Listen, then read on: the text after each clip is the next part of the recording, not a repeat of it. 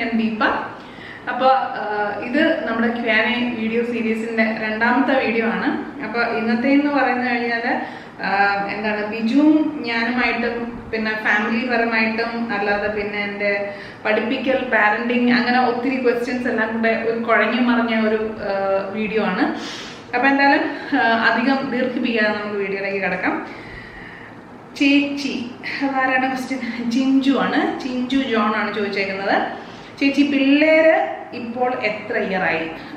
മൂത്തയാള് അന്ന, അവൾക്ക് 11 വയസ്സാവും ഈ സെപ്റ്റംബറിൽ. മറ്റേ ആള് 3.5 വയസ്സ് ആനി.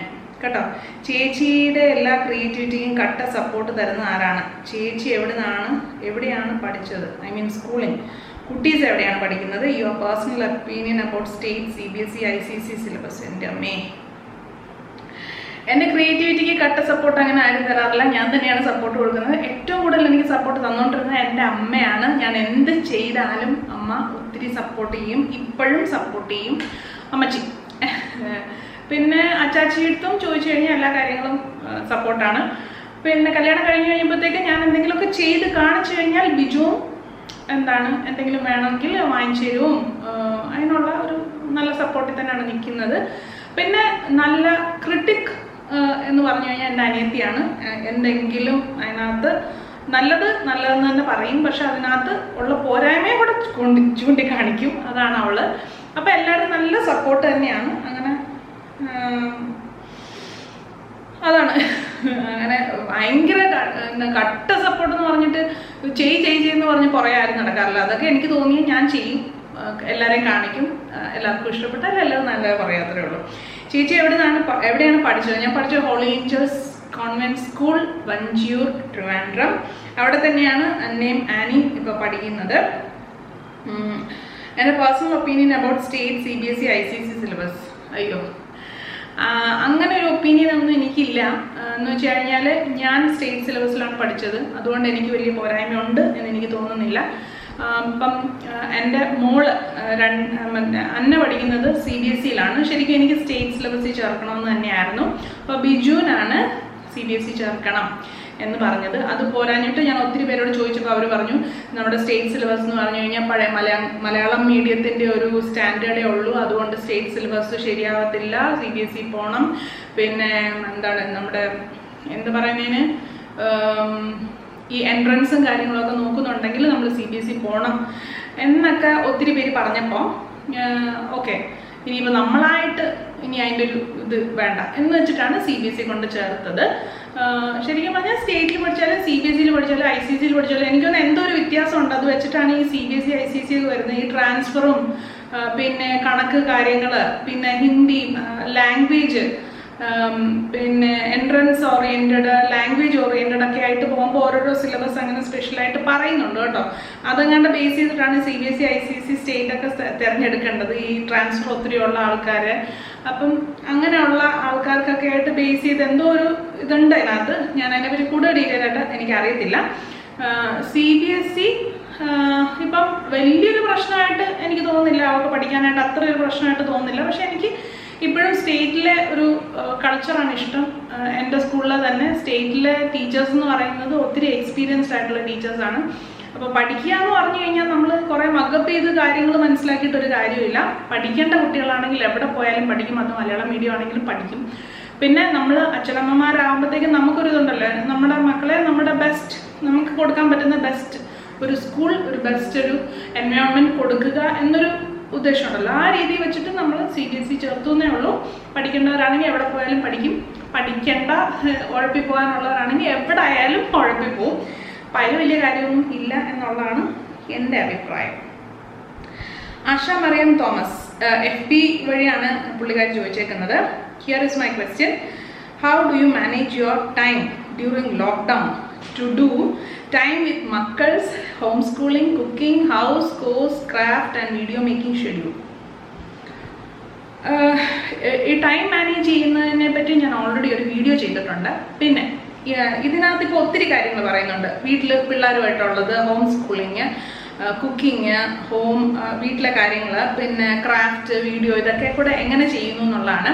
ശരിക്കും പറഞ്ഞാൽ എല്ലാം ഒന്നും എല്ലാ ദിവസവും ചെയ്യാറില്ല. പിന്നെ ഞാൻ മിക്ക കാര്യങ്ങളും ചെയ്യാൻ പറ്റുന്നിടത്തോളം ചെയ്ത് നിർത്തുന്ന ഒരാളാണ്. അല്ലാതെ കംപ്ലീറ്റ് ആയിട്ട് ഒരു ദിവസം എല്ലാ കാര്യങ്ങളും പോകത്തില്ല. ഇപ്പം ഇന്ന് എനിക്ക് തയ്ക്കാനുണ്ടെന്നുണ്ടെങ്കിൽ ഞാൻ ഒരിക്കലും പിള്ളേരുടെ പഠിത്തത്തിൻ്റെ കാര്യമോ അല്ലെങ്കിൽ അങ്ങനെയുള്ള ബാക്കി കാര്യങ്ങളൊന്നും ഞാൻ നോക്കത്തില്ല. രാവിലെ എങ്ങനെയെങ്കിലും അടുക്കളയിലെ ജോലി തീർത്തിട്ട് ഞാൻ തയ്ക്കാനുള്ള കാര്യങ്ങൾ നോക്കും. പിന്നെ തയ്ച്ച് കുറച്ച് ദിവസം ആയി കഴിയുമ്പോൾ നമ്മൾ ആലോചിക്കുന്നു, അയ്യോ കുറേ ദിവസമായി ഇവളുടെ ഹോംവർക്ക് ഒന്നും ചെയ്യിപ്പിച്ചിട്ടില്ല, എന്നാൽ ശരി ഇന്ന് അതിനായിരിക്കും പ്രയോറിറ്റി, അത് കഴിഞ്ഞുള്ള സമയം നമ്മൾ തയ്ക്കാം എന്ന് ഓൾറെഡി സെറ്റ് ചെയ്തിട്ടായിരിക്കും ഞാൻ ചെയ്യുന്നത്. അല്ലാതെ എല്ലാ ദിവസവും എല്ലാ കാര്യങ്ങളും ഞാൻ മാനേജ് ചെയ്യാറില്ല. ഹോം സ്കൂളിങ്ങിൻ്റെ കാര്യം പറഞ്ഞു കഴിഞ്ഞാൽ അന്നയുടെ കാര്യങ്ങൾ അന്ന തന്നെയാണ് നോക്കുന്നത്. പഠിക്കാനുള്ള കാര്യങ്ങളാണെങ്കിലും അവൾക്ക് പ്രീ റെക്കോർഡഡ് ക്ലാസ്സാണ്, ലൈവ് ക്ലാസ് അല്ല. ഈവൻ ലൈവ് ക്ലാസ് ആണെങ്കിലും അവൾ തന്നെ ഇരുന്ന് മാനേജ് ചെയ്തോളൂന്ന് തന്നെയാണ്. ഞാൻ എൻ്റെ പുറകെ പോകാറില്ല. പരീക്ഷയുടെ സമയമാകുമ്പോൾ എടി പഠിച്ചോ എന്നൊരു ചോദ്യം മാത്രമേ ഉള്ളൂ. അല്ലാതെ ഇനി അവൾക്ക് വേണമെന്നുണ്ടെങ്കിൽ ഞാനൊന്ന് ചോദിച്ചു കൊടുക്കും. അല്ലാതെ ഇപ്പം 5ാം ക്ലാസ് എത്തിയതിന് ശേഷം ഞാൻ അധികം തലയിടാറില്ല അവളുടെ കേസിൽ. കാരണം എങ്ങനെയെങ്കിലും ഓരോന്ന് എൻ്റെ തലേന്ന് ഒഴിഞ്ഞ് പോട്ടെ എന്നാണ് ഞാൻ ആലോചിക്കുന്നത്. ഇനിയുള്ളത് നോക്കാനുള്ളത് ആനീനെയാണ്. ആനീനെ ഇപ്പം നമുക്ക് പിടിച്ചിരുത്തി പഠിപ്പിക്കാൻ പറ്റുന്നൊരു പ്രായമല്ല, 3.5 LKG-ലോട്ട് കയറിയതേ ഉള്ളൂ. ശരിക്കും പറഞ്ഞു കഴിഞ്ഞാൽ LKG UKG ഒക്കെ നമ്മൾ പിടിച്ചാന്ന് നിൽക്കുന്ന പ്രായമൊന്നും അല്ല. അത് ടീച്ചേഴ്സ് തന്നെ വന്നിരുന്ന് പറഞ്ഞു കഴിഞ്ഞാൽ അവർക്കൊരു ഇച്ചിരി പേടിയൊക്കെ വരത്തുള്ളൂ. നമ്മളെ എപ്പോഴും കണ്ട് അവർക്ക് വലിയ പേടിയൊന്നുമില്ല. അപ്പം 2-3 ദിവസം കൂടുമ്പോഴായിരിക്കും ഞാൻ അവളുടെ എന്തെങ്കിലുമൊക്കെ എഴുതാനോ വരയ്ക്കാനോ, കൂടുതലും ഐയും സ്ലാൻഡിങ് ലൈൻസ് മറ്റേ ഇങ്ങനെ ഡോട്ട് അതൊക്കെ ഇട്ട് പോകുന്ന പരിപാടികളൊക്കെയാണ്. അതിലൊന്നും വലിയ ഇൻട്രസ്റ്റ് ഇല്ല. അതുകൊണ്ട് പിന്നെ അവളുടെ ഇടത്തെ കൈയും കൂടെ ആയതുകൊണ്ട് നമുക്ക് ഇച്ചിരി ബുദ്ധിമുട്ടാണ്. അപ്പോൾ കുറച്ച് 2 ദിവസം കൂടി ഇരിക്കുമ്പോഴായിരിക്കും സ്കൂളിൽ നിന്ന് വരുന്ന ഹോംവർക്ക് എല്ലാം കൂടെ ഓരോന്നായിട്ട് ചെയ്യിപ്പിക്കുന്നത്. ചിലപ്പോൾ ചെയ്യും, ചിലപ്പോൾ ചെയ്യാതെ പോവും. അതവിടെ കിടക്കട്ടെ എന്ന് വിചാരിക്കും. നമ്മളങ്ങനെ ഇപ്പോഴേ കടുംപിടുത്തൊന്നും പിടിക്കുന്നില്ല. കാരണം 1ാം ക്ലാസ്സൊക്കെ എത്തുമ്പോൾ നമ്മൾ അത്ര ഒരു രീതിയിൽ പിടിച്ചാൽ മതിയല്ലോ. അപ്പോൾ ഇപ്പോൾ അവൾക്ക് തൽക്കാലം ABCD ഒക്കെ അവൾക്ക് TV-യിലെ ഒത്തിരി പ്രോഗ്രാംസും കാർട്ടൂൺസും ഒക്കെ കണ്ട് ഓൾറെഡി അറിയാം. ലെറ്റേഴ്സ്, കാര്യങ്ങൾ, റൈംസൊക്കെ ഒത്തിരി അറിയാം. അപ്പം പിന്നെ ഈ എഴുതാനായിട്ട് കുറച്ച് ബുദ്ധിമുട്ടുണ്ട്. അത് ഇച്ചിരി സമയം എടുക്കും. നമ്മളതിൻ്റെ പുറകെ ക്ഷമയോടെ ഇരിക്കണം. ക്ഷമ എനിക്ക് തീരെ ഇല്ലാത്തതുകൊണ്ട് ഇച്ചിരി ബുദ്ധിമുട്ടാണ്. അപ്പം അത് അങ്ങനെ പോകുന്നു. പിള്ളേരുടെ പഠിത്തത്തിൻ്റെ കാര്യം. പിന്നെ എൻ്റെ തയ്യലിൻ്റെ കാര്യം ഇങ്ങനെയാണ്. തയ്യൽ ആണ് വേണ്ടെന്നുണ്ടെങ്കിൽ അതിന് പ്രയോറിറ്റി കൊടുക്കും, ബാക്കിയുള്ള കാര്യങ്ങൾക്ക് പ്രയോറിറ്റി കുറവ് കൊടുക്കും.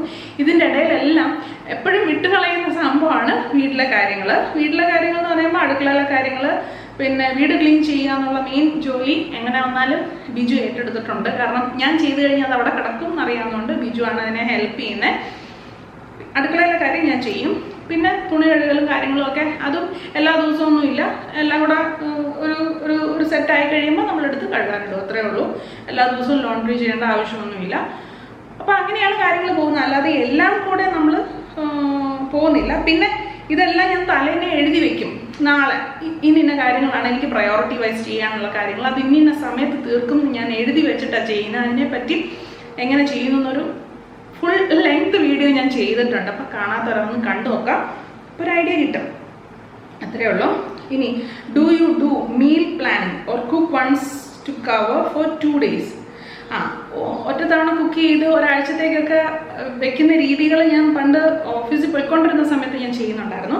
പക്ഷെ ഇപ്പം അങ്ങനെ ചെയ്യാറില്ല. മീൽ പ്ലാനിങ് ഞാൻ ചെയ്യാറില്ല. ഇവർക്ക് ഏറ്റവും ഇഷ്ടമുള്ള എന്താണെന്ന് ഞാൻ തലേന്ന് ചോദിക്കും, അല്ലെങ്കിൽ 2 ദിവസം മുന്നേ ചോദിക്കും. അതനുസരിച്ച് അരിയിടും. മിക്കവാറും അവർക്ക് ദോശ, ഇഡലിയൊക്കെ ആയിരിക്കും ഇഷ്ടം, അപ്പം.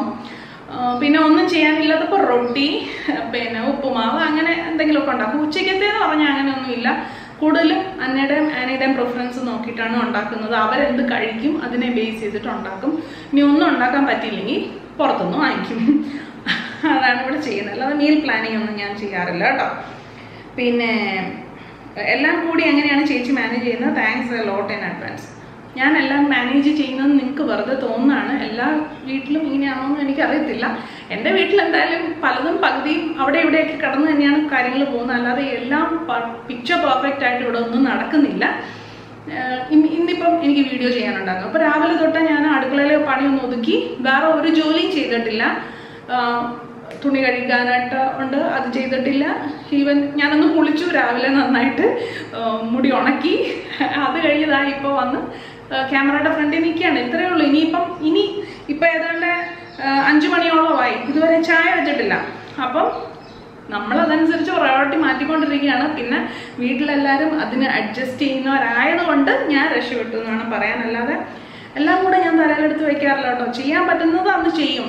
പിന്നെ ഇതിനെല്ലാത്തിനും ഒരു പ്ലാൻ കാണും. തലേന്നേ ഞാൻ പ്ലാൻ ചെയ്യും, ഇന്ന ദിവസം ഇങ്ങനെയാണ് ചെയ്യാൻ പോണത്, ഇതൊക്കെയാണ് ചെയ്യാൻ പോകുന്നത്. അതിലൊരു 80% പണികൾ തീർന്നിരിക്കും. നമ്മൾ എഴുതി വെച്ച് ചെയ്താൽ മതി. അതാണ് എൻ്റെ ഒരു ഉപദേശം തരാനുള്ളത് കേട്ടോ. ആഷാസ് കോർണർ യൂട്യൂബ് ചാനലാണ് കേട്ടോ. പുള്ളിക്കാരി ചോദിച്ചേക്കുന്നത് 2 മക്കളാണല്ലോ, അവരുടെ ഭാവിയിൽ എന്തെല്ലാം സൂക്ഷിക്കണം എന്ന് വീണ്ടും വീണ്ടും പറഞ്ഞു കൊടുക്കാറുണ്ട് ഞാൻ. ദീപയുടെ അച്ചാച്ചിയും അമ്മച്ചിയും parenting is very good. Deepa എന്തെല്ലാം ശ്രദ്ധിക്കാറുണ്ട്, ഇതിനെല്ലാം ഉത്തരം തരണമോ? സത്യം പറഞ്ഞാൽ ഞാൻ അങ്ങനെയൊന്നും ചെയ്യാറില്ല. അന്നേനെ മാത്രമേ ഇരുത്തി പറഞ്ഞു കൊടുക്കാൻ ഒരു പ്രായമായിട്ടുള്ളൂ. പക്ഷേ അന്നയോട് എന്തെങ്കിലും കാര്യങ്ങളൊക്കെ പറഞ്ഞു വരുമ്പോൾ തന്നെ അവളെ ഇറങ്ങിപ്പോവും എന്നുള്ളതാണ്. കാരണം അവളൊരു ഈസി ഗോ ആളാണ്. അത് പിള്ളേരെല്ലാം അങ്ങനെ തന്നെയാണല്ലോ. അപ്പം അവളെ ഒന്നും പറഞ്ഞു കൊടുക്കേണ്ട ഒരു പ്രായം തുടങ്ങിയിട്ടില്ല എന്നാണ് എനിക്ക് തോന്നുന്നത്. പിന്നെ ഭാവിയിൽ സൂക്ഷിക്കാനായിട്ട് എന്താ എനിക്ക് മനസ്സിലായില്ല കേട്ടാ. ഭാവിയിൽ സൂക്ഷിക്കാന്ന് പറഞ്ഞു കഴിഞ്ഞാൽ അന്നയ്ക്ക് ഇപ്പം 10-11 വയസ്സാണ്. അവളുടെ ഒരു ടൈം അങ്ങോട്ട് തുടങ്ങുന്നേ ഉള്ളൂ. ഇപ്പം സത്യം പറഞ്ഞ പഠിത്തമാണ് അവർ നോക്കേണ്ടത്. പഠിത്തത്തിൽ നല്ല രീതിയിൽ പഠിക്കണം എന്ന് വെച്ച് നമുക്ക് ഫസ്റ്റ് റാങ്ക് വേണം അങ്ങനൊന്നുമില്ല. നല്ല രീതിയിൽ കാര്യങ്ങൾ മനസ്സിലാക്കി പഠിക്കുക. സ്കൂളിലെ കാര്യങ്ങൾ പഠിക്കുന്നതിന് കൂടാണ്ട് വേറെ പല കാര്യങ്ങളും നോക്കുക. അപ്പോൾ അവൾക്ക് കൂടുതലും ഈ ഇംഗ്ലീഷ് ചാനലൊക്കെ കണ്ടു കഴിഞ്ഞ് ഒരു ഇംഗ്ലീഷ് രീതിയിലാണ് അവൾ എല്ലാ കാര്യങ്ങളും പറയുന്നത്. അപ്പം ഞാൻ പറയും, എടി നമുക്ക് ഇവിടെ കേരളത്തിൻ്റെതായ ഒരു രീതിയുണ്ട്. അപ്പം നമ്മൾ ചില കാര്യങ്ങളൊക്കെ പറയുമ്പം അവൾ എന്താ എന്ന് ചോദിക്കും. അപ്പം ഞാൻ പറയും, ഇടയ്ക്ക് പത്രം വായിക്കുക, പത്രത്തിൽ നിന്ന് കുറേ കാര്യങ്ങൾ കിട്ടും. അല്ലാതെ നമ്മൾ മലയാളം സിനിമ എന്ന് പറയുന്നൊരു സാധനമുണ്ട്, വല്ലപ്പോഴും അതൊന്ന് കാണുക, അങ്ങനെയൊക്കെ പറഞ്ഞു കൊടുക്കും. എന്നുവെച്ചാൽ കാര്യങ്ങളൊക്കെ ഒന്ന് അറിഞ്ഞിരിക്കണം. ജീവിക്കാനാണ് പഠിക്കേണ്ടത്, അല്ലാതെ പഠിക്കാൻ വേണ്ടിയിട്ട് പഠിക്കുക അങ്ങനല്ല. നമ്മൾ ജീവിതം എന്താണെന്ന് അറിഞ്ഞു പോകണം. ആ രീതിയിൽ പറഞ്ഞു കൊടുക്കാറുണ്ട്. പക്ഷെ അത് പറഞ്ഞ തല കയറാവുന്ന ഒരു സമയമായി എന്നെനിക്ക് തോന്നുന്നില്ല അന്നയുടെ കേസിൽ. പിന്നെ ഞാൻ ഒരിക്കലും എൻ്റെ അച്ചാച്ചിയുടെയും അമ്മച്ചിയുടെയും പോലെ നല്ല ഒരു രീതിയിൽ പിള്ളേരെ വളർത്തുന്നു എന്ന് എനിക്ക് തോന്നിയിട്ടില്ല. അതുകൊണ്ട് ഞാൻ അങ്ങനെ ഒരു ഉപദേശം അല്ലെങ്കിൽ അങ്ങനെ ഒരു കാര്യം പറയാനും മാത്രം എനിക്ക് യോഗ്യത ഉണ്ടോ എന്ന് ചോദിച്ചു കഴിഞ്ഞാൽ ഇല്ല. ഞാൻ അത്ര വലിയ രീതിയിലൊന്നും പിള്ളേരെ നോക്കുന്നൊന്നുമില്ല. എൻ്റെ രീതിയിൽ നോക്കിക്കഴിഞ്ഞാൽ പിള്ളേർ ഇൻഡിപെൻഡൻ്റ് ആവും. കാരണം അവർക്ക് ഒരു വക കാര്യങ്ങൾ ഞാൻ ചെയ്തു കൊടുക്കത്തില്ല.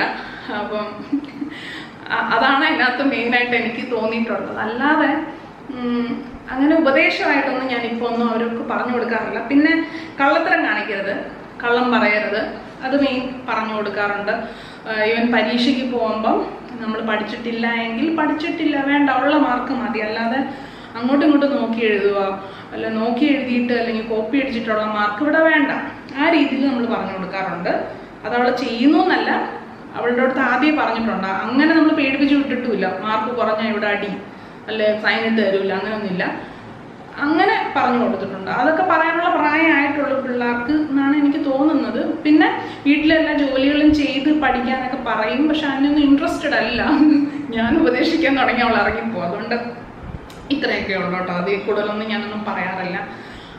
പിന്നെ ആനി തീരെ കുഞ്ഞാണല്ലോ, അവളോടൊക്കെ എന്തോ പറയാനാ.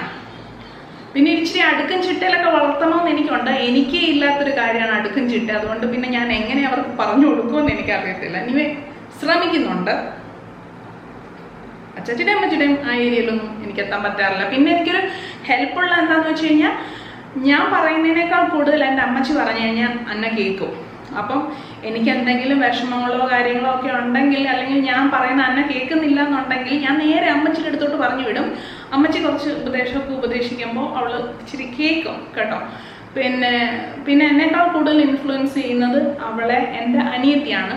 എന്നെ ഇൻഫ്ലുവൻസ് ചെയ്യുന്ന പോലെ തന്നെ ദീപ്തി നല്ല രീതിയിൽ കാര്യങ്ങളൊക്കെ പറഞ്ഞ് മനസ്സിലാക്കാനും സംസാരിക്കാനും ഒക്കെ ദീപ്തി ഹെൽപ്ഫുള്ളാണ്. അപ്പം എനിക്ക് പറ്റാത്ത കാര്യങ്ങൾ ഞാൻ അവരെയും കൂടെ ഹെൽപ്പ് ചോദിക്കുന്നുണ്ട്. അമ്മയുടെ ഹെൽപ്പ് കൂടുതലുണ്ട് അതിനകത്ത്, പിള്ളേരെ നോക്കുന്ന കാര്യത്തിൽ കേട്ടോ. ഇനി അടുത്തത് ലാലാലാൻഡ് ചോദിച്ചേക്കുന്നു, ബോയ് ചൈൽഡ് ഇല്ലാത്തതിൽ വിഷമമുണ്ടോ? ഇല്ല, വിഷമം ഒട്ടും തന്നെ ഇല്ല.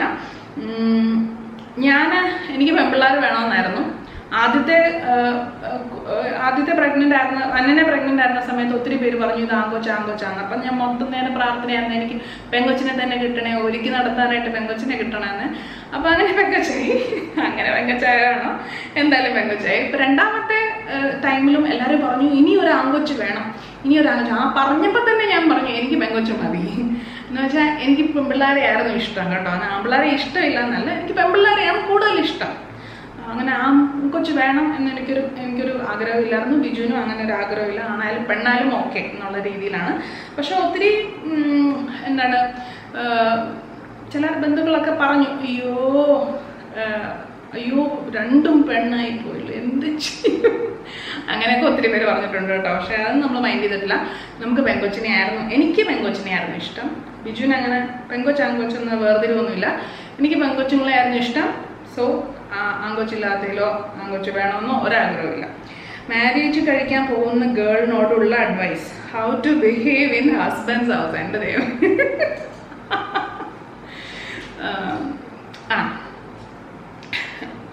ഞാൻ ഉപദേശം തരാൻ പറ്റിയ ആളെന്നെ. ഹസ്ബൻഡിന്റെ വീട്ടിൽ പോയിട്ട് വെറുതെ ആവശ്യമില്ലാതെ ചൊറിയാൻ പോകരുത്. ഉള്ളതൊക്കെ കണ്ട് അഡ്ജസ്റ്റ് ചെയ്ത് നിൽക്കാൻ നോക്കുക, അത്രയേ ഉള്ളൂ. വെറുതെ ചൊറിയാൻ പോകരുത്. ഒന്ന്. പക്ഷേ അനാവശ്യമായിട്ട് അവിടെ നിന്നോട്ട് ചൊറിച്ചിൽ വല്ലതും വരുവാണെങ്കിൽ തിരിച്ചു കൊടുക്കാനും മറക്കരുത്. ഇത്രയേ ഉള്ളൂ എൻ്റെ ഉപദേശം. ഇത് ഞാൻ ഫോളോ ചെയ്യുന്നൊരു കാര്യമാണ്. വെറുതെ ചൊറിയാനും പോകത്തില്ല, ചൊറിയാൻ വന്നു കഴിഞ്ഞാൽ തിരിച്ചു കൊടുക്കുകയും ചെയ്യും. എത്രയേ ഉള്ളൂ. ഇതിൽ കൂടുതലൊന്നും നമ്മൾ നോക്കേണ്ട ആവശ്യമില്ല. വെറുതെ പിഞ്ഞാന്ന് പറഞ്ഞിട്ട് ഇങ്ങനെ തീരെ പാവായി പോകരുത്. അത്രയേ ഉള്ളൂ ഉപദേശം കേട്ടോ. അതെനിക്ക് ഇങ്ങനെ ഉപദേശം തരാൻ കാരണം എന്ന് വെച്ചാൽ ഒത്തിരി പേര് എന്നെ ഫോൺ വിളിച്ചിട്ട് ഓരോ കാര്യങ്ങൾ പറയുന്നുണ്ട്. പിന്നെ നമുക്കങ്ങനെ ഹസ്ബൻഡ് വീട്ടിൽ പോയി നിന്നുള്ള എക്സ്പീരിയൻസ് ഒന്നുമില്ല. എനിക്ക് അവരുടെ വീട്ടിൽ പോയി നിന്നിട്ട് എനിക്കിതുവരെ ഹാർഷായിട്ടൊരു എക്സ്പീരിയൻസ് ഒന്നും വരാത്തതുകൊണ്ട് എനിക്ക് അങ്ങനെ ഒരു ഇത് പറയാനില്ല. പക്ഷെ ചിലര് ഫോൺ വിളിച്ച് ഓരോ കാര്യങ്ങളൊക്കെ പറഞ്ഞ് കരയുന്ന കേൾക്കുമ്പോൾ ഞാൻ വിചാരിക്കും ഇവരെന്നെ ഇത്രയും ഇങ്ങനെ മൊണ്ണയായി പോയെന്നൊക്കെ പറയത്തില്ലേ, ഇത്രയും അങ്ങ് എന്താ അവർക്ക് തിരിച്ചൊന്നും പറയാനോ അല്ലെങ്കിൽ ഒരു സ്റ്റാൻഡ് എടുക്കാൻ പറ്റാത്ത എന്താണെന്ന് ഇങ്ങനെ മിക്കവാറും ആലോചിച്ചിട്ടുണ്ട്. അന്നേരം ഞാൻ വിചാരിക്കും ഇങ്ങനെയാണ് നമ്മൾ അനാവശ്യമായിട്ട് അവിടെ വേറൊരു വീട്ടിൽ ചെന്ന് നമ്മുടെ സ്വന്തം വീടായിട്ട് തന്നെ കരുതേണ്ട ഒരു വീട്ടിൽ നമ്മൾ പോയിട്ട് അനാവശ്യമായിട്ട് നമ്മൾ വലിയ ചൊറിച്ചിലൊന്നും ഉണ്ടാക്കേണ്ട ആവശ്യമില്ല. പക്ഷെ നമ്മൾ കംഫർട്ടബിൾ അല്ലാത്തൊരു രീതിയിലേക്ക് ബാക്കിയുള്ളവർ പോകുന്നുണ്ട്, അല്ലെങ്കിൽ നമ്മളെ അൺകംഫർട്ടബിൾ ആക്കാനായിട്ട് ആൾക്കാർ നോക്കുന്നുണ്ടെങ്കിൽ നമ്മൾ പ്രതികരിക്കണം. അത്രേ ഉള്ളൂ. Who is your best friend? വിഷമം വരുമ്പോൾ ആരോട് പറയും? വിഷമം വരുമ്പോൾ ഞാൻ പറയുന്നത് എൻ്റെ അമ്മയടുത്ത്, എൻ്റെ അനിയത്തിയടുത്ത്. ഇവർ രണ്ടുപേരാണ് ബെസ്റ്റ് ഫ്രണ്ട്സ്. എന്ത് കാര്യം ഉണ്ടെങ്കിലും നമ്മൾ അവരെ വിളിച്ചിട്ടാണ് പറയുന്നത്. ഇനി അടുത്ത ക്വസ്റ്റ്യൻ ആശാസ് കോർണർ. നേരത്തെ ചോദിച്ച ആശാസ് കോർണർ ഒരു യൂട്യൂബ് ചാനലാണ് കേട്ടോ. അപ്പോൾ പുള്ളിക്കാരി ചോദിച്ചേക്കുന്നത് ബിജുവിൽ ദീപ ഇഷ്ടപ്പെടാത്ത കാര്യം. തിരിച്ച് ബിജുവിനും എൻ്റെ ദൈവമേ കുടുംബകലം ഉണ്ടാക്കും അല്ലേ. ബിജുവിൽ ദീപയ്ക്ക് ഇഷ്ടപ്പെടാത്ത കാര്യം എന്ന് പറഞ്ഞു കഴിഞ്ഞാൽ ബിജു അധികം സംസാരിക്കത്തില്ല. അപ്പം എന്താണ്, നമ്മൾ എന്തെങ്കിലും പറഞ്ഞു കഴിഞ്ഞാലുണ്ടല്ലോ പകുതി ചെവിയിലോട്ട് കേൾക്കത്തില്ല.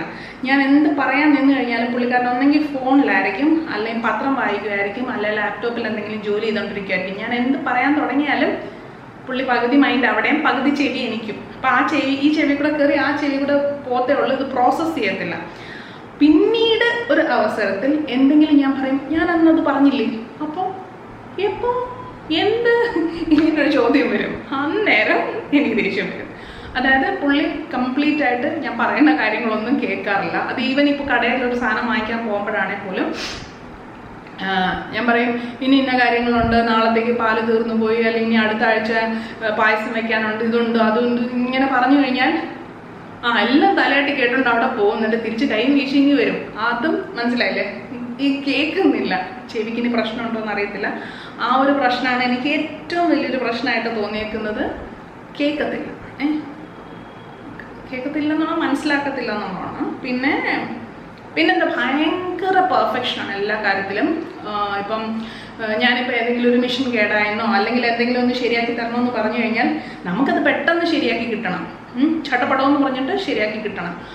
പക്ഷേ പുള്ളി അത് ഒത്തിരി സമയമെടുത്ത് തൂത്ത് തുടച്ച് അതിൻ്റെ ലൈൻ വരച്ച് പിടിച്ചൊക്കെ വരുമ്പോഴത്തേക്കും നമുക്ക് അതങ്ങ് പോവും, നമ്മൾ ആ ഇൻട്രസ്റ്റ് തന്നെ പോവും. അപ്പോൾ അതുപോലത്തെ പെർഫെക്ഷനിസ്റ്റാണ് ബിജു.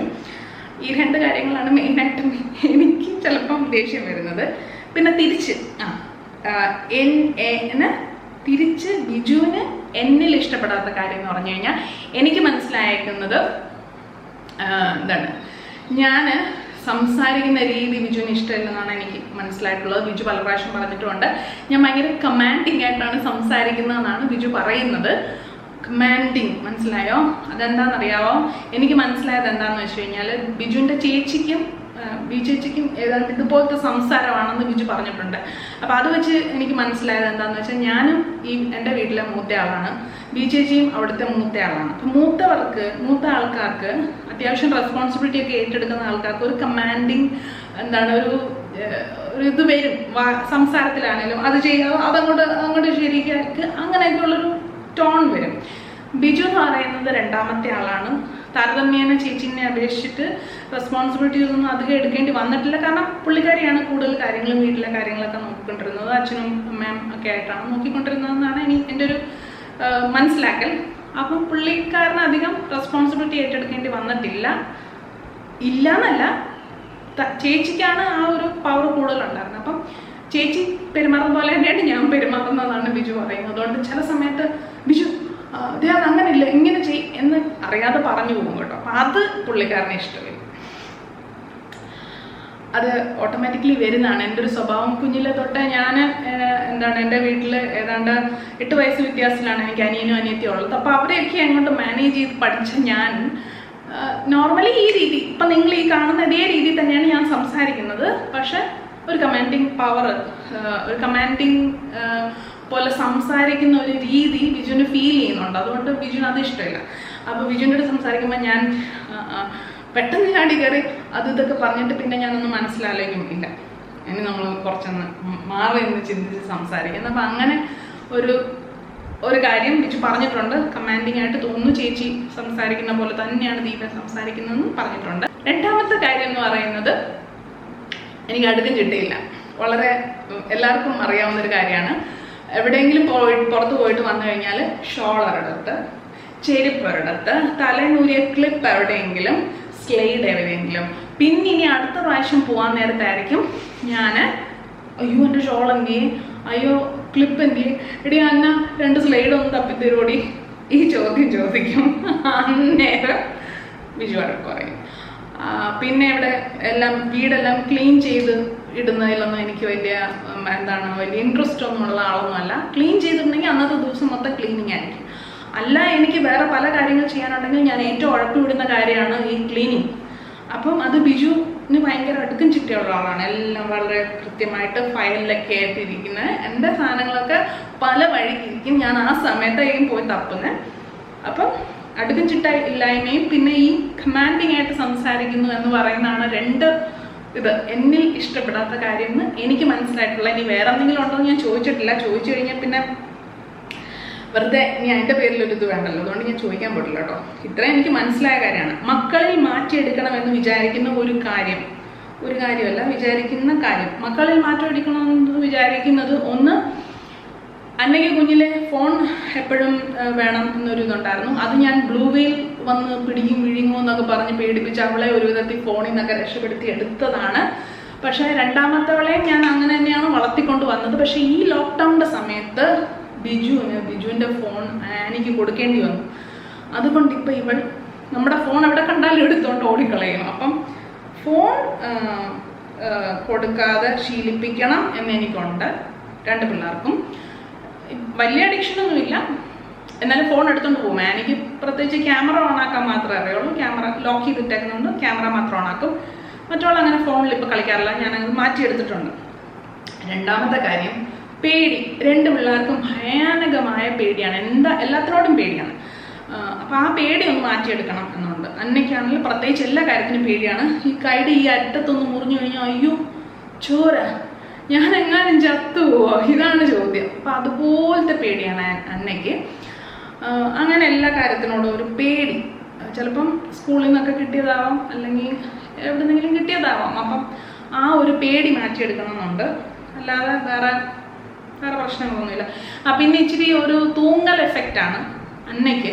ആനയുടെ കാര്യം പറയാറായിട്ടില്ല. എല്ലാ കാര്യത്തിനോടും ഇച്ചിരി പതുക്കെ അങ്ങോട്ട് റിയാക്ട് ചെയ്യത്തുള്ളൂ. അന്ന രാവിലെ എണീക്കെന്ന് പറഞ്ഞാൽ തൂങ്ങിയിരിക്കും. അന്ന പോയി പഠിക്കുമെന്ന് പറഞ്ഞു കഴിഞ്ഞാൽ തൂങ്ങിയിരിക്കും. പോയി കുളിക്കുമെന്ന് പറഞ്ഞു കഴിഞ്ഞാൽ തൂങ്ങിയിരിക്കും. അപ്പോൾ അതൊക്കെ ഒന്ന് മാറ്റിയെടുക്കണമെന്നുണ്ട്. പേടി മാറ്റിയെടുക്കണം. അത്രയൊക്കെ ഉള്ളൂ, വലിയൊന്നും. Julie Paul, Julie Paul good morning ചേച്ചി. ജൂലി പോൾ ഗുഡ് മോർണിംഗ് ചേച്ചി, അതൊരു പേരാട്ടോ. ബിജുവിൻ്റെ അടുത്ത് കരഞ്ഞ് കാര്യം നേടിയ എന്തെങ്കിലും കാര്യമുണ്ടോ? അതിനെപ്പറ്റി പിന്നീട് ഓർത്തപ്പോൾ എന്ത് തോന്നി? ഇല്ല, ബിജുവിൻ്റെ അടുത്ത് കരഞ്ഞ് കാര്യം നേടേണ്ട ഒരു ആവശ്യവും വന്നിട്ടില്ല. എനിക്ക് എന്തെങ്കിലും വേണമെങ്കിൽ ഞാൻ പോയതങ്ങ് സാധിച്ചെടുക്കും. അല്ലാതെ ബിജുവിനോട് കരഞ്ഞ് കാര്യം നേടേണ്ട ആവശ്യമില്ല. കാരണം ബിജു അങ്ങനെ ഒന്നും നോ പറയാറില്ല. ഞാൻ അനാവശ്യമായിട്ടൊരു കാര്യവും പറയത്തില്ല എന്ന് ബിജുവിന് അറിയാം. അതുകൊണ്ട് അങ്ങനെ കരഞ്ഞ് കാര്യം നേടേണ്ട ഒരാവശ്യം വന്നിട്ടില്ല കേട്ടോ. പിന്നെ കൂടുതലും നമ്മൾക്ക് എന്തെങ്കിലും വേണമെങ്കിൽ നമ്മൾ തന്നെ അങ്ങ് പോയിട്ട് വാങ്ങിക്കുമോ, വാങ്ങിക്കുന്ന കാര്യമായിരിക്കുമല്ലോ, നമ്മൾ തന്നെ അങ്ങ് നടപ്പാക്കും, അത്രേ ഉള്ളൂ. പിന്നെ ചില കാര്യങ്ങൾ ബിജു ആയാലും അച്ചാച്ചിയുടെ അടുത്തായാലും സെയിം സ്ട്രാറ്റജിയാണ് എടുക്കുന്നത്. അച്ചാച്ചിയുടെ അടുത്തായാലും ബിജുവിൻ്റെ അടുത്തായാലും എന്തെങ്കിലും ഒരു കാര്യം, പണ്ട് അച്ചാച്ചി എടുത്ത് ഇപ്പോൾ ബിജുവിൻ്റെ അടുത്ത് എന്തെങ്കിലും ഒരു കാര്യം മാറ്റണം അല്ലെങ്കിൽ എന്തെങ്കിലും ഒരു കാര്യം വേണം എന്നുണ്ടെങ്കിൽ ഇവർ നോ പറയും എന്ന് നമുക്കൊരു ഉറപ്പുണ്ടാവുമല്ലോ, സമ്മതിക്കില്ല. അപ്പം എന്ത് ചെയ്യും? മെയിനായിട്ട് ചിലപ്പം എന്തെങ്കിലും ഒരു സാധനം തിരിച്ചിടുന്നതോ അല്ലെങ്കിൽ എൻ്റെ പൊസിഷൻ മാറ്റുന്നതോ അല്ലെങ്കിൽ എന്തെങ്കിലും സാധനം വാങ്ങിക്കുന്നതോ ഒക്കെ ആയിരിക്കും. അത് ഇവർ സമ്മതിക്കത്തില്ലെന്നുണ്ടെങ്കിൽ എൻ്റെ ഒരു സ്ട്രാറ്റജി എന്താണെന്ന് വെച്ചാൽ ഞാൻ ആദ്യം അതങ്ങ് ചെയ്യും. ഇവരില്ലാത്തപ്പോൾ അതങ്ങ് ചെയ്യും. ചെയ്ത് കഴിഞ്ഞ് ഇവർ വന്ന് കണ്ടു കഴിയുമ്പോൾ ഒന്നും പറയാൻ പോകുന്നില്ലല്ലോ. അപ്പോൾ അതേ ഉള്ളൂ. അല്ലാതെ കരഞ്ഞ് കാര്യം നേടേണ്ട ഒരാവശ്യം എനിക്കുണ്ടായിട്ടില്ല. കാരണം അതിന് മാത്രമുള്ള ആവശ്യങ്ങളൊന്നും ഇല്ല. അല്ലാത്ത കാര്യങ്ങളൊക്കെ ഞാൻ ചെയ്തിട്ടുണ്ട്. അങ്ങനെ കരഞ്ഞ് കാര്യം നേടേണ്ടി വന്നിട്ടില്ല. ബിജുവിൽ കാണുന്ന നെഗറ്റീവ് ആൻഡ് പോസിറ്റീവ് എന്താ ഞാൻ ഓൾറെഡി പറഞ്ഞിട്ടുണ്ട്. അത് പോസിറ്റീവ് നെഗറ്റീവ് അതൊക്കെ തന്നെയാണ്. ബിജു അധികം സംസാരിക്കത്തില്ല, പറയുന്നത് പകുതിയും കേൾക്കത്തില്ല. അത് ഒരു നെഗറ്റീവും ആണ് പോസിറ്റീവും ആണ് കേട്ടോ. പിന്നെ പോസിറ്റീവ് എന്ന് പറഞ്ഞാൽ ഞാൻ പറഞ്ഞ ഈ പെർഫെക്ഷനാണ്. എല്ലാ കാര്യത്തിലും പെർഫെക്ഷനിസ്റ്റാണ്. ഒത്തിരി സമയം പോകും, അതെനിക്ക് ഇഷ്ടമില്ല, അതെൻ്റെ നെഗറ്റീവ് സൈഡാണ്. പക്ഷേ ബിജുവിൻ്റെ കേസിൽ അത് പോസിറ്റീവാണ്. ഇപ്പോൾ ഒരു സാധനം വാങ്ങിക്കണമെങ്കിൽ അതിനെപ്പറ്റി ഫുൾ റിസർച്ച് ചെയ്തിട്ടേ വാങ്ങിക്കത്തുള്ളൂ. ഒരു കാര്യം ചെയ്യണമെങ്കിൽ അത് സമയമെടുത്തേ ചെയ്യത്തുള്ളൂ. ഞാനൊക്കെ ഇന്ന് വിചാരിച്ച ഇന്ന് ചെയ്തിരിക്കും. പക്ഷേ ബിജു അങ്ങനല്ല. അത് ഒത്തിരി സമയമെടുത്ത് നമ്മുടെ ആ ഇൻട്രസ്റ്റ്, ഇപ്പോൾ ഒരു ഇൻട്രസ്റ്റ് ഉണ്ടായിരുന്നു, അയ്യോ ഞാനിപ്പോൾ ഒരു പടം വരയ്ക്കണമെന്ന് ഇൻട്രസ്റ്റ് ഉണ്ടായിരുന്നു, ഞാൻ മൊത്തം പോവും. അതെല്ലാം കഴിഞ്ഞിട്ടേ ആൾ പടം വരയ്ക്കത്തുള്ളൂ. ആ രീതിയിലാണ് ബിജുവിൻ്റെ ഒരു അല്ല, വേറെ ഒന്നുമില്ല. ദീപ മാറ്റിയെടുക്കണം, എത്ര നോക്കിയിട്ടും മാറ്റിയെടുക്കാൻ പറ്റാത്ത എന്തെങ്കിലും ഉണ്ടോ? ഉണ്ട്. എൻ്റെ വണ്ണം എനിക്ക് ഇതുവരെ കുറയ്ക്കാൻ പറ്റിയിട്ടില്ല. ഞാൻ എപ്പോൾ ഡയറ്റിംഗ് പ്ലാൻ ചെയ്ത് കഴിഞ്ഞാലും ഭയാനകമായ വിശപ്പാണ്. ഞാൻ അപ്പോൾ തന്നെ ഇന്നിപ്പോൾ ഡയറ്റ് പ്ലാൻ ചെയ്തു, ഇന്ന് തൊട്ട് ഞാൻ ഫുഡ് കൺട്രോൾ ചെയ്യും, ഷുഗറൊക്കെ കുറയ്ക്കും, ബേക്കറി ഐറ്റംസ് ഒക്കെ നോ ആണ് എന്ന് പറഞ്ഞു കഴിഞ്ഞാൽ പിറ്റേന്ന് തന്നെ ഞാൻ ചിലപ്പോൾ ഒറ്റ ഇരിപ്പിന് 10 ലഡു തിന്നിരിക്കും. കാരണം വിഷമമാണ്, കഴിക്കാതിരിക്കാൻ പറ്റത്തില്ല. അതുകൊണ്ട് വണ്ണം കുറയ്ക്കുന്ന പരിപാടി ഇതുവരെ നടന്നിട്ടില്ല. സന്തോഷ് കുമാർ, ചേച്ചി സാന്ദ്ര എന്നാണ് പേര് കേട്ടോ. ചേച്ചി, my name is Sandra, I have questions for you. Biju ചേട്ടൻ്റെയും ചേച്ചിയുടെയും മാരേജ് എത്ര വയസ്സിലായിരുന്നു? എൻ്റെ കല്യാണം 25 വയസ്സ് കഴിഞ്ഞപ്പോൾ ആണ് എൻ്റെ കല്യാണം. അപ്പോൾ എന്നെക്കാളും 4 വയസ്സ് മൂത്തായിരുന്നു ബിജു. അപ്പോൾ 29 വയസ്സ്, 29-30 വയസ്സ്. പിന്നെ ആനിക്കുട്ടിയുടെ എത്ര വയസ്സായി? നേരത്തെ പറഞ്ഞു 11 വയസ്സും 3.5 വയസ്സും. ചേച്ചി കുക്കിംഗ് എവിടെ നിന്നാണ് പഠിച്ചത്? ഞാൻ കുക്കിംഗ് പഠിച്ച എൻ്റെ അമ്മയുടെ അടുത്ത് നിന്നാണ്, എൻ്റെ അമ്മച്ചിയുടെ അടുത്ത് നിന്നാണ്. നിങ്ങളുടെ ഹോം കറക്റ്റ് പ്ലേസ് എവിടെയാണ്? ഞങ്ങളിപ്പോൾ പേട്ടയിലാണ് താമസിക്കുന്നത്. നേരത്തെ താമസിച്ചിരുന്നത് കുന്നുകുഴി എന്ന് പറയുന്ന സ്ഥലത്താണ്. രണ്ടും ട്രിവാൻഡ്രത്ത് തന്നെയാണ്. ചേച്ചി പഠിച്ച സ്കൂൾ ആൻഡ് കോളേജ്, ഞാൻ പഠിച്ചത് Holy Angels Convent School, Vanchiyoor, 10 വരെ. പിന്നെ പ്രീ ഡിഗ്രിക്ക് മാത്സ് ആയിരുന്നു. അതെല്ലാം പഠിച്ചത് ഓൾ സെയിൻസ് കോളേജ് ട്രിവാൻഡ്രം. പിന്നെ പഠിച്ചത് MCA MBA ആണ്. MBA പകുതി വഴിയാക്കി നിൽക്കുന്നു. MCA പഠിച്ചത് ഇഗ്നോയിന്നാണ്. അത് കോളേജല്ല, ഡിസ്റ്റൻസ് എഡ്യൂക്കേഷനാണ്. ആനിക്കുട്ടിക്ക് എത്ര വയസ്സായി? 3.5 വയസ്സായി. ബെൻസി മാർട്ടിൻ ചോദിച്ചേക്കുന്നു, ചേച്ചിയുടെ കുട്ടികളെ വിവാഹം കഴിപ്പിച്ചയക്കുമ്പോൾ ഡൗറി കൊടുക്കുമോ? ഇല്ല, കൊടുക്കേണ്ട ആവശ്യം വരത്തില്ല. അവരെ പഠിപ്പിച്ചു വിടുക. പിന്നെ എന്താണ്, നല്ല ജോലി എന്തെങ്കിലും നോക്കുക, അല്ലെങ്കിൽ ജോലി ഇല്ലെങ്കിൽ എന്തെങ്കിലും ഒരു വരുമാന മാർഗം ഉണ്ടാക്കി കൊടുക്കുക എന്നുള്ളതേ നമ്മുടെ ഡ്യൂട്ടി ആണെന്നുള്ളൂ. ഡൗറി കൊടുക്കേണ്ട ആവശ്യമൊന്നുമില്ല. ഡൗറി കൊടുത്ത് കെട്ടാനാണെങ്കിൽ കെട്ടാതിരിക്കുന്നതാണ് നല്ലത് കേട്ടോ. പിന്നെ ആ ടൈമിലൊക്കെ ഇനി കല്യാണം തന്നെ ഉണ്ടാകുമെന്ന് ഡൗട്ടാണ്. കാരണം ഇപ്പം തന്നെ വിവാഹ ബന്ധങ്ങളെല്ലാം ഒരു വഴിക്കായിക്കൊണ്ടിരിക്കുന്നതുകൊണ്ട് അറിയാൻ പറ്റത്തില്ല ആ ടൈമിലൊക്കെ എന്തായിരിക്കും. എന്തായാലും ഡൗറി കൊടുത്ത് കെട്ടിക്കാനായിട്ട് വലിയ താല്പര്യമൊന്നുമില്ല. അല്ലാതെ ഒരു നാട്ടു നടപ്പിന് എന്തെങ്കിലുമൊക്കെ ഇട്ട് വിടത്തില്ലേ, അത്രേ ഉള്ളൂ. അല്ലാതെ നമ്മൾ കൊട്ടക്കണക്കിന് വില പേശി നമ്മുടെ കൊച്ചിനെ വിൽക്കാനോ ഒന്നും നിൽക്കുന്നില്ല, അല്ലെങ്കിൽ ഒരു പയ്യനെ വാങ്ങിക്കാനോ ഒന്നും ഉദ്ദേശിക്കുന്നില്ല. വിവരവും വിദ്യാഭ്യാസവും ഉള്ളവർ വരട്ടെ, നോക്കാം. അതുമല്ല ഈ പിള്ളേർക്ക് 10-11 വയസ്സല്ലേ ആയുള്ളൂ, ഇപ്പോഴേ കെട്ടിക്കേണ്ട ആവശ്യമുണ്ടോ? എന്തായാലും ഇന്ത്യൻ കോഡ് ചോദിച്ചേക്കാണ്. ചേച്ചി, you have mentioned about your sister that she is in Australia. She got settled in Australia after her marriage. അല്ല, അവളുടെ കല്യാണം കഴിഞ്ഞിട്ടില്ല. ഞാൻ ചാനലൊക്കെ തുടങ്ങുന്നതിന് 2 വർഷം, അല്ല, ഞാൻ ചാനൽ തുടങ്ങുന്നതിന് 1 വർഷം മുന്നെയാണ് അവൾ ഓസ്ട്രേലിയക്ക് പോയത്. ഇതിനിടയ്ക്ക് അവൾ 2 മാസം കണ്ടാണ് ഇവിടെ വന്ന് നിന്ന്. 2-3 മാസം, അല്ല 6 മാസം. അതിൽ 2 മാസം ഇവിടെ ട്രിവാൻഡ്രത്തുണ്ടായിരുന്നു. അത് കഴിഞ്ഞ് പിന്നെ അവൾ അന്നേരം അവൾക്ക് എന്തോ വൈയായികയായിട്ടാണ് അവൾ വന്നത്. അല്ല, അത് കഴിഞ്ഞ് അവൾ നേരെ ബാംഗ്ലൂർക്ക് പോയി. പിന്നെ നേരെ അവിടെ നിന്ന് അങ്ങ് പോയി, തിരിച്ച് ഓസ്ട്രേലിയക്ക് പോയി. തിരിച്ച് ഇതുവരെ വന്നിട്ടില്ല. വന്നിട്ടുണ്ട്, വരുമ്പോൾ കാണിക്കാം കേട്ടോ. പിന്നെ also would love to see Biju ചേട്ടൻസ് hometown and his place in one of your vlogs. അയ്യോ, ഞങ്ങൾക്കും ആഗ്രഹമുണ്ട് കാണിക്കാനായിട്ട്. അവിടെയാണെങ്കിൽ ഒത്തിരി കാണിക്കാനും മാത്രമുള്ള സ്ഥലങ്ങളുണ്ട്. പക്ഷെ ഞങ്ങൾക്ക് ഇതുവരെ പോകാൻ പറ്റിയിട്ടില്ല. ഞാൻ ചാനൽ തുടങ്ങിയതിന് ശേഷം പോയിട്ടില്ല. 2 വർഷമല്ലേ ആയുള്ളൂ ചാനൽ തുടങ്ങിയിട്ട്. ഇതിനിടയ്ക്ക് 1 പ്രാവശ്യം കൊണ്ട് പോയായിരുന്നു. പക്ഷെ അന്നേരം ഞാനിങ്ങനെ വ്ളോഗൊന്നും ചെയ്യുന്നൊരു സമയമല്ലായിരുന്നു, അതുകൊണ്ട് വീഡിയോസ് ഒന്നും എടുത്തില്ല. ഈ വെക്കേഷൻ നമ്മൾ പോകാനിരുന്നതാണ്. അവിടുത്തെ ഒരു പെരുന്നാളുണ്ടായിരുന്നു. ബിജുവിൻ്റെ സംഘത്തിലെ കുറേ ആൾക്കാരെല്ലാം കൂടെ ചേർന്നിട്ടാണ് പെരുന്നാൾ നടത്താനിരുന്നത്. അപ്പം ഞങ്ങളത് കാണണം എന്ന് പറഞ്ഞിട്ടും അവിടെ ഉള്ള എല്ലാ കാര്യങ്ങളും കാണിക്കാനൊക്കെ വിചാരിച്ചിരുന്നതാണ്. അപ്പോഴത്തേക്കാണ് ഈ കൊറോണ വന്നത്. അപ്പോൾ ഇനി കൊറോണയൊക്കെ കഴിഞ്ഞിട്ട് അങ്ങോട്ട് പോകുമ്പോൾ കാണിക്കാം. അപ്പോൾ ഇത്രയേ ഉള്ളൂ. ഇന്നത്തേക്ക് ഇത്രയും കൊണ്ട് നമുക്ക് നിർത്താം അല്ലേ? ഇനിയുണ്ട് കേട്ടോ, ഇനി ഒരു സെറ്റ് വീഡിയോയ്ക്കും കൂടെയുള്ള ക്വസ്റ്റ്യൻസ് ഉണ്ട്. എന്തായാലും എൻ്റെ തൊണ്ട പഴുത്തു. അപ്പം ഞാൻ വീഡിയോ ഇവിടെ വെച്ച് അവസാനിപ്പിക്കുകയാണ്. നിങ്ങൾക്ക് വീഡിയോ ഇഷ്ടപ്പെട്ടെന്ന് വിചാരിക്കുന്നു. ഷെയർ ചെയ്യാനും ലൈക്ക് ചെയ്യാനും കമൻറ്റ് ചെയ്യാനും പിന്നെ സബ്സ്ക്രൈബ് ചെയ്യാനും മറന്നു പോകരുത്. അപ്പോൾ അടുത്ത വീഡിയോയിൽ നമുക്ക് കാണാം. ബൈ.